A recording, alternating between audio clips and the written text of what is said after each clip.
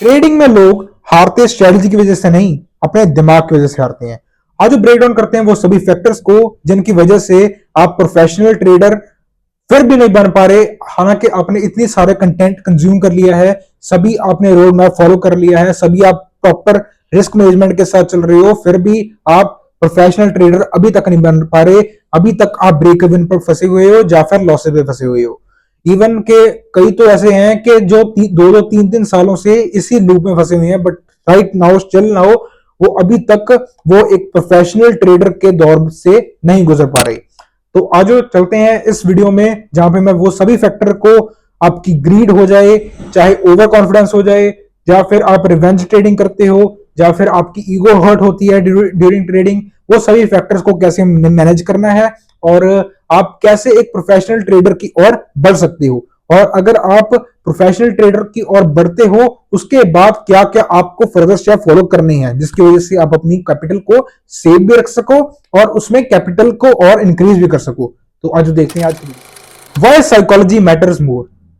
Trading में ना 80% जो रोल होता है वो सिर्फ साइकोलॉजी का होता है और 20% रोल होता है वो हमारा स्ट्रेटजी का होता है। बट जो लोग होते हैं वो क्या सोचते हैं, वो सोचते हैं कि सबसे ज्यादा रोल होता है हमारा स्ट्रेटजी का, और एक स्ट्रेटजी को पकड़ा, उसके बाद दूसरी स्ट्रेटजी को पकड़ा, दूसरी स्ट्रेटजी से रिजल्ट नहीं मिले, उसके बाद दूसरी स्ट्रेटजी को पकड़ा, ऐसी स्ट्रेटजी चेंज करते रहते हैं और लूप में फंसे रहते हैं कि कौन सी स्ट्रेटजी बेस्ट होगी।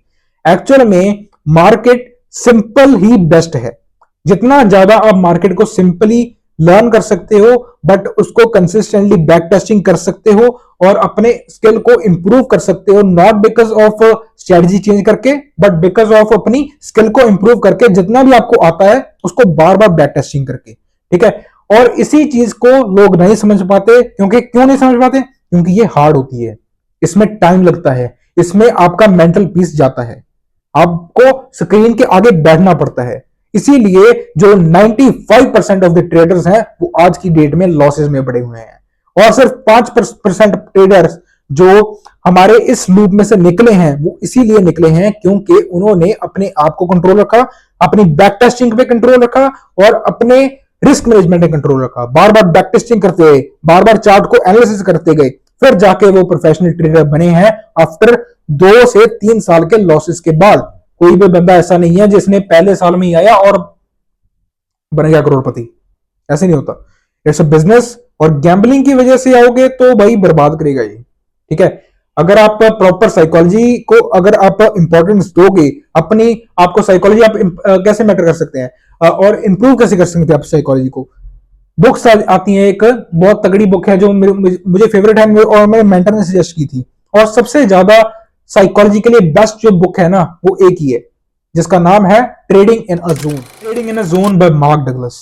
तो गाइज ये है वो बुक जिसके बारे में बात कर रहा हूं। इस बुक के हेल्प से बहुत सारे ट्रेडर ने अपनी साइकोलॉजी इतने नेक्स्ट लेवल तक इंप्रूव कर दी है ना, मैं बता नहीं सकता आपको। ये वो बुक है जिसकी वजह से आप अपने इमोशंस को कैसे कंट्रोल करोगे सारा कुछ इसमें बताया हुआ है, और आप अपने मेंटल पीस में रह के आपकी ट्रेडिंग को कैसे कर सकते हो, ये सभी चीजों के बारे में इस बुक में बताया हुआ है।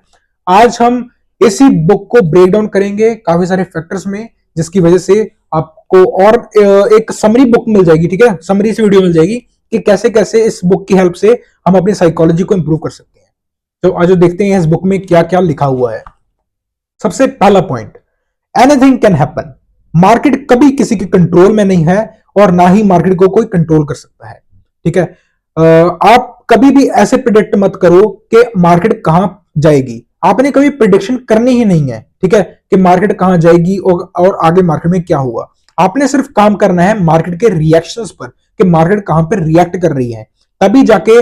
इसीलिए हमने अपनी स्ट्रेटजीज, अपनी सारी demand zone, supply zone, support resistance, trend line breakout, इन सब चीजों के ऊपर बनाई हुई है। फेयर वैल्यू गैप आ गई कि जहां से मार्केट रिएक्ट करेगी वहीं पे जाके हम अपनी एंट्री लेंगे, ना कि हम रैंडमली किसी में भी ट्रेड में घुस रहे हैं। ठीक है, इसीलिए कुछ भी हो सकता है मार्केट में। आप कभी प्रेडिक्ट मत रखना कि कल को मार्केट में गैप भी होगा, कल को मार्केट में गैप डाउन नहीं होगा, कल मार्केट ऊपर जाएगी, कल मार्केट नीचे जाएगी। आपने क्या लेना? आपने सिर्फ ये चीज को लेना है कि मार्केट कल कहां से रिएक्ट करेगी, उस चीज के ऊपर काम करो, तभी जाके आपकी एक साइकोलॉजी इंप्रूव होगी और आपको कभी एक फियर नहीं होगा कि मेरे अकॉर्डिंग तो मार्केट चली ही नहीं, मतलब मेरे को मार्केट आती नहीं है। मार्केट अगर देखा जाए फिर तो किसी को भी नहीं आती है, अगर ऐसे है तो मार्केट में वो बंदा पैसा बनाता है जो मार्केट को जानता है कि कहां से ये रिएक्ट कर सकती है, प्रोबेबिलिटी पे काम करता है। इसीलिए कभी मार्केट को ना ऐसे मत सोचो कि यही मेरे अकॉर्डिंग ही चलेगी, ना ना ना, ये हमेशा अपने अकॉर्डिंग चलती है, किसी की सगी नहीं है मार्केट, ठीक है, हमेशा अपने अकॉर्डिंग चलती है। इसीलिए मार्केट को यही चीज है जो आपको इमोशन फ्री कर सकती है कि आपने कभी ये नहीं सोचना कि मेरे अकॉर्डिंग मार्केट चलेगी या यहीं से ये ऊपर जाएगी या नीचे जाएगी। That's all. ये फर्स्ट पॉइंट था कि एनीथिंग कैन हैपन। मार्केट, अगर मार्केट कुछ भी कर सकती है तो मेरा काम सिर्फ अपना प्लान फॉलो करना है, सिर्फ और सिर्फ अपना रूल्स को फॉलो करना है, अच्छे से अपने रूल्स को बैक टेस्टिंग के साथ फॉलो करना आपका काम है जो आप कर रहे हो। That's all. ये फर्स्ट पॉइंट है इस बुक का, एनीथिंग कैन हैपन। इसका सेकंड पॉइंट है winning wins and loses, wins and loses can be random. मतलब हमारे जो जीतने के चांसेस हैं और लॉस होने के चांसेस हैं, दोनों वो रैंडम होते हैं। ठीक है, आप ऐसे नहीं कह सकते कि मेरे लॉस ही होंगे, लॉस ही होंगे, मेरा प्रॉफिट होगा, प्रॉफिट होगा। कभी ऐसे नहीं चलती मार्केट। मार्केट आपको 3 बार लॉस देगी, उसके बाद 1 बार प्रॉफिट देगी। मार्केट आपको 3 बार प्रॉफिट देगी, उसके बाद लॉस देगी। मार्केट आपको लगातार 1 मंथ लॉस ही दे रही है, उसको आप पता लगता है कि मार्केट उसके बाद प्रॉफिट दे रही है, प्रॉफिट दे रही है 3-4 महीनों तक। कभी ऐसे होता है कि मार्केट एक दिन प्रॉफिट, एक दिन लॉस, एक दिन प्रॉफिट, एक दिन लॉस, एक दिन प्रॉफिट, एक दिन लॉस। तो कभी भी ना मार्केट को ऐसे चीज मत फॉलो करो कि मार्केट आपके हिसाब से चलेगी। और विनिंग और losses are the part of life, part of game, part of trading. ठीक है, जीतोगे भी, हारोगे भी। हारोगे पर आपका रिस्क मैनेजमेंट अगर इतनी तगड़ी है तो आप हार ही नहीं सकते। आप हारोगे ऐसे अगर आपका रिस्क मैनेजमेंट है। आपने पहले वाले ट्रेड में प्रॉफिट किया था 2000 रुपए का, अगर इस वाले ट्रेड में अगर 500 रुपए का लॉस कर दिया, फिर भी तो 1500 रुपए का प्रॉफिट है भाई। ठीक है, इसे कहते हैं एक कैलकुलेटिव माइंड से एक ट्रेडिंग करना। ठीक है, इसीलिए आपका, जब आपको पता है कि आपका लॉस इतना ही है तो उसमें हारना और जीतना क्या हुआ। अगर इस बार लॉस हुआ है तो अगली बार प्रॉफिट तो होगा ही होगा। सिंपल सी बात है। क्योंकि आप ये चीज देखो, कभी हमेशा ना बंदे क्या करते हैं कि आपकी स्ट्रेटजी चल नहीं रही, आपके बैक टू बैक लॉस हो रहे हैं, उसके बाद पता लगता है कि मार्केट ये स्ट्रेटजी तो बहुत तगड़ी थी। उसके बाद पता लगता है ये स्ट्रेटजी एक्चुअल में वर्क करती है। स्ट्रेटजी हर एक वर्क करती है, बात सिर्फ आती है प्रोबेबिलिटी की। ठीक है, कई बार ऐसे होता है कि मार्केट कंडीशन उस स्ट्रेटजी के हिसाब से नहीं चलती। कई बार क्या होता है, मार्केट जो है वो अपने हिसाब से रिएक्ट करती है और कई बार वो स्ट्रेटजी जो है वो एक्चुअल में वर्क नहीं कर रही होती। तो आपने उस चीज को देखना है कि उस स्ट्रेटजी को आप इंप्रूव कैसे कर सकते हो, ना कि आप उस स्ट्रेटजी को हालांकि बदल ही दो। बदलना नहीं है, बदलना इज नॉट द सोल्यूशन। कितनी स्ट्रेटजी बदलोगे, हर दिन नई स्ट्रेटजी, ऐसे आप प्रॉफिटेबल कहां पे बन पाओगे, आप खुद बताओ। इसीलिए इस बुक में लिखा है winning and losses are random. कभी भी कुछ भी हो सकता है। ठीक है, कभी ऐसे नहीं सोचना कि लॉस हो गया मतलब मैं ही बंदा खराब हूं, मतलब मुझे कुछ नहीं आता, लॉसेस हो गए। ऐसे नहीं चलता कुछ। ये तो पार्ट है लाइफ का, पार्ट है ट्रेडिंग का ऑल्सो। तो लॉसेस तो झेलने पड़ेंगे भाई। ठीक है, अगर आप आज लॉसेस झेलने के काबिल हो तभी जाके कल को बड़े लॉसेस झेलने के काबिल हो। बड़े लॉसेस का मतलब है कि अगर बड़े लॉसेस होंगे उसका मतलब क्या है, बड़े प्रॉफिट भी तो होंगे, बड़ा पैसा भी तो बनेगा। इसीलिए साइकोलॉजी अगर ध्यान से सोचो तो आपके सिर्फ माइंड की गेम है, सारे पैसे की गेम है। पैसा घुमाया, पैसा आया। That's all. इस अभी थर्ड पॉइंट की ओर बढ़ते हैं। Over trading, gambling, fear, emotions पे कंट्रोल ना रहना, हेजिटेशन, ये सभी चीजें क्यों आती हैं। अवर थर्ड पॉइंट, ये सभी आती हैं क्योंकि आपका रिस्क जो है वो कैलकुलेटेड नहीं होता। आप अपने रिस्क को कैलकुलेटेड नहीं होता, उसके बाद चलो ठीक है आपने कैलकुलेटेड रिस्क ले भी दिया, आप उस रिस्क को आपकी औकात के हिसाब से बड़ा रख रहे हो। ठीक है, आप अपने हैसियत के अनुसार आपका रिस्क अगर बड़ा है तो आप उस रिस्क को एक्सेप्ट नहीं कर सकते। इसका थर्ड पॉइंट है एक्सेप्ट द रिस्क। रिस्क को एक्सेप्ट करो तभी जाके पैसा बनेगा। ठीक है, आप अपने रिस्क को एक्सेप्ट करना आना चाहिए। जब आपको पता है ना कि मैं अगर 500 रुपए का लॉस झेल रहा हूं तो कोई बात नहीं भाई, जाने दो, कोई चक्कर नहीं। जब ऐसा माइंडसेट, बुलेट प्रूफ माइंडसेट बन जाएगा ना, तब जाके ये ट्रेडिंग है आपको पैसा देगी। ठीक है, जब आपको उस समय पे आके आप खुद फील करोगे कि भाई अब पैसा आ रहा है।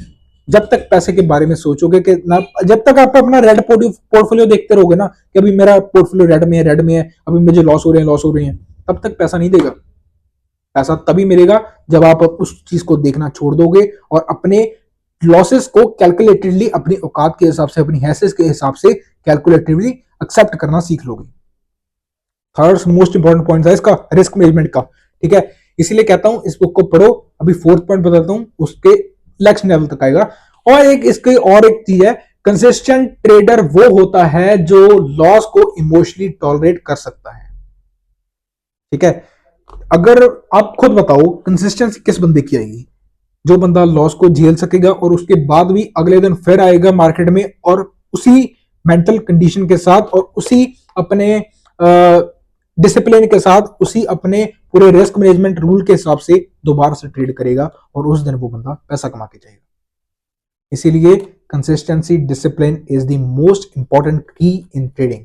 दैट्स व्हाई मैं सभी कहता हूं कि रिस्क को अगर आप एक्सेप्ट कर लोगे तभी आपका डिसिप्लिन रहेगा, तभी आपकी कंसिस्टेंसी। सभी फैक्टर्स जो है ना, सभी इमोशन फैक्टर बात इसी चीज पे करते हैं कि आपका रिस्क जो था वो कैलकुलेटेड था और आपका रिस्क झेलने की औकात थी, आपकी लाइफ उसके ऊपर इफेक्ट नहीं हो रही थी। Fourth point, discipline is much greater than strategy. हाँ, आपका डिसिप्लिन जो है, आप डिसिप्लिन में पहले तो मैं डिसिप्लिन कह रहा हूं। डिसिप्लिन किन चीजों में? डिसिप्लिन हर एक दिन ट्रेड करना, यह भी सबसे बड़ी बेवकूफी है। डिसिप्लिन होता है आपके रूल के हिसाब से ट्रेड करना, चाहे अगले दिन ट्रेड मिले, चाहे एक महीना ना ट्रेड मिले, आपका रूल्स के हिसाब से, आपके सेट के हिसाब से ट्रेड करना, इसे कहते हैं डिसिप्लिन। कंसिस्टेंसी के साथ आपका साइकोलॉजी खराब होगी, फिर भी रूल्स के हिसाब से ट्रेड करना। थोड़ा सा पॉज लो, रिलैक्स हो, फिर आओ गेम में और अपना पैसा बना के जाओ, ठीक है।